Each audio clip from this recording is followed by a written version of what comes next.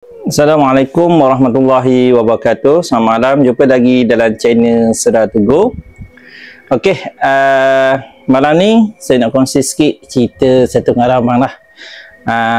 Orang kampung saya lah. Dia ni, orang panggil dia Pak Wahab. Pak Wahab ni orang kampung saya. Dia ni kerja dia boleh cakapkan cakap besar. Dia ni seorang yang cakap besar. Tahu cakap besar ni? Cakap besar ni cakap dia ni tak buat kerja macam mana pun. Cakap je lebih. Okey. Pak Wahab ni, dia ni selalu lepak kat kedai kopi. Memang dia kalau ada je kedai kopi ni, adalah dia. Ada dia adalah kedai kopi. Itu ibaratnya. Pak Wahab ni. Pak Wahab ni, dia ni kerja dia suka cerita benda misteri.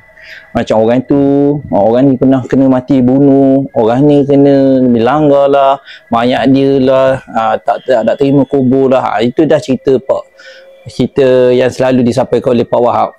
Okey, kalau orang kenal Pak Wahab tu, orang tahulah Pak Wahab tu siapa. Okey, jadi suatu hari ni dia sembang kat kedai kopi, ada seorang Cina tu datang dia jumpa nak cari Pak Wahab. Okey, dia tanya Pak Wahab. Dia kata boleh tak dapat satu tengkorak baru yang mati baru dalam masa anggaran 2-3 hari. Dia nak kepala mayat tu lah. Boleh dari tengkorak kepala mayat tu.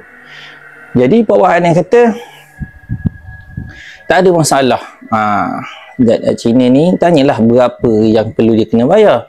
Pak Wahab ni kata tak banyak, 100 je, bagi 100 okey lah. Okey, jadi Pak Wahab ni janji dengan Cina tu seminggu je. Seminggu je. Dalam 2-3 hari nak sampai seminggu ni, Pak Wahab ni Pak Wahab ni fikirlah macam mana nak dapatkan mayat kepala ni. Macam mana nak dapatkan kepala mayat ni kan, sedangkan masa tu tak ada pula orang yang meninggal. Okay, dia cari-cari, dia dengar adalah seorang member dia beritahu di seberang sana tu, seberang sana seberang sungai tu ada kubur Cina. Ni kubur Cina lah, tapi nak pergi sana dia kena lalu ikut jauh. Ikut jauh, tapi kalau nak senang kena ambil perahu. Dia jadi kuala kan, dia ambil perahu. Dia kena pergi mintas kuala tu. Bayanglah kuala tu kalau nak mintas air macam mana kan, antara sungai dengan air sungai dengan air laut tu kan, kuala.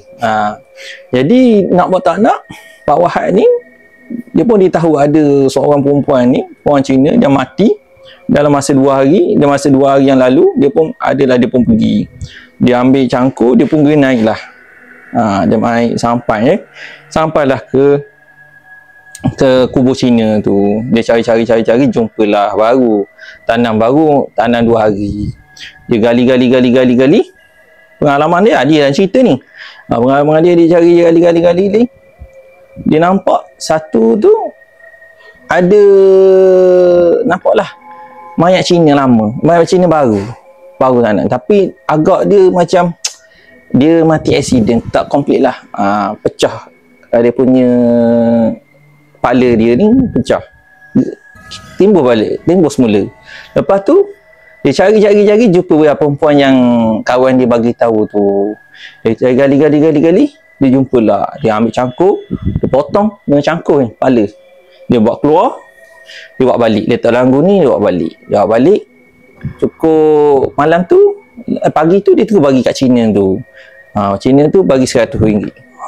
Kalau dia letak RM10,000 pun, Cina tu pun sanggup nak bagi dia RM10,000 asalkan dapat kepala tu. Tapi tu dia minta 100. Macam mana? Bagi 100 je lah. Okay. Lepas tu dia balik tu, dia ni lepas dia potong kepala Cina tu, dia cerita malam tu hantu tu, mana Cina tu yang meninggal tu datang jumpa dia. Benda ni berpanjangan sampai 2-3 bulan. Datang jumpa dia, minta semula kepala dia. Jadi benda tu ganggu dia sampai 2-3 bulan. Sehinggalah dia jumpa semula Cina tu. Cina yang dia jual tu. dia bagi balik duit 100, dia minta balik kepala tu. Tapi yelah, siapa dah 3 bulan dah jadi tengkorak kan, dia pergi ambil kepala tu, dia hantar semula, dia tanam semula tengkorak tu, terus dah. Sekarang tu lepas pada hari tu terus dah tak diganggu dengan roh Cina yang meninggal tu. Itulah, kalau nak buat kerja kena fikir dululah, fikir panjang. Benda-benda yang haram macam tu kalau boleh janganlah. Kalau kita nak buat nak gali kubur ke apa, walaupun Cina ke kan, benda tu tidak boleh. Salah segi undang-undang tak boleh dari segi agama, benda yang dilarang janganlah buat. Okey, jumpa lagi ke next video guys. Goodbye.